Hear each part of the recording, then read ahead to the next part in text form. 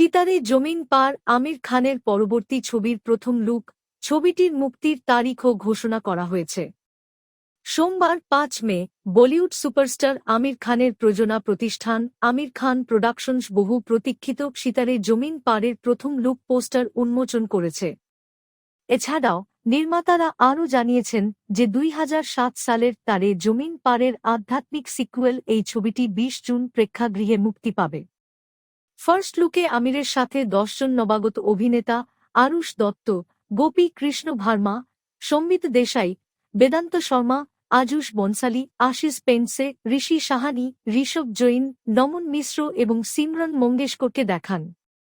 পোস্টারটি তারে জমিন পারের মতো একই শিরায় আরেকটি আবেগপ্রবণ এবং মুগ্ধকর গল্পের ইঙ্গিত দেয়। ছবির ট্যাগলাইন হিসেবে লেখা হয়েছে, সবকা আপনা আপনা স্বাভাবিক। গত বছরের জুনে শুটিং শেষ হওয়া সিতারে জমিন পারে জেনেলিয়া দেশমুখ প্রধান নারী চরিত্রে অভিনয় করেছেন। ছবিটি পরিচালনা করেছেন আর.এস. প্রসন্ন, যিনি শুভ মঙ্গল সাবধান এবং স্বামী চিন্ময়ানন্দ সরস্বতীর জীবনী অন আ কোয়েস্ট পরিচালনার জন্য সর্বাধিক পরিচিত।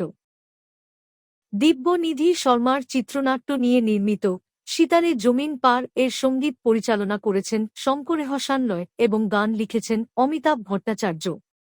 আমির ও অপর্ণা পুরোহিত প্রযোজক হিসেবে কাজ করছেন। উল্লেখযোগ্যভাবে ২০২২ সালের লাল সিং চাড্ডা এরপর আমিরের রূপালী পর্দায় প্রত্যাবর্তনকে চিহ্নিত করে ছবিটি। ২০০৭ সালের তারে জমিন পার, যা আমির নিজেই পরিচালনা করেছিলেন, ৮ বছরের প্রতিভাবান ছেলে ঈশানকে ঘিরে আবর্তিত হয়েছিল, যার চরিত্রে অভিনয় করেছিলেন দার্শিল সাফারি। আমির তার শিল্প শিক্ষকের ভূমিকায় অভিনয় করেছিলেন, যিনি আবিষ্কার করেন যে ঈশান ডিসলেক্সিয়ায় আক্রান্ত এবং তাকে তার প্রকৃত সম্ভাবনা অন্বেষণ করতে সাহায্য করেন।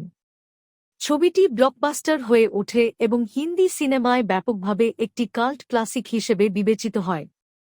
আসন্ন আধ্যাত্মিক সিক্যুয়েলটি কী গল্প বলতে চলেছে তা এখনও অজানা, তবে প্রথম লুক পোস্টারটি অবশ্যই প্রচারণাকে আরও বাড়িয়ে দিয়েছে।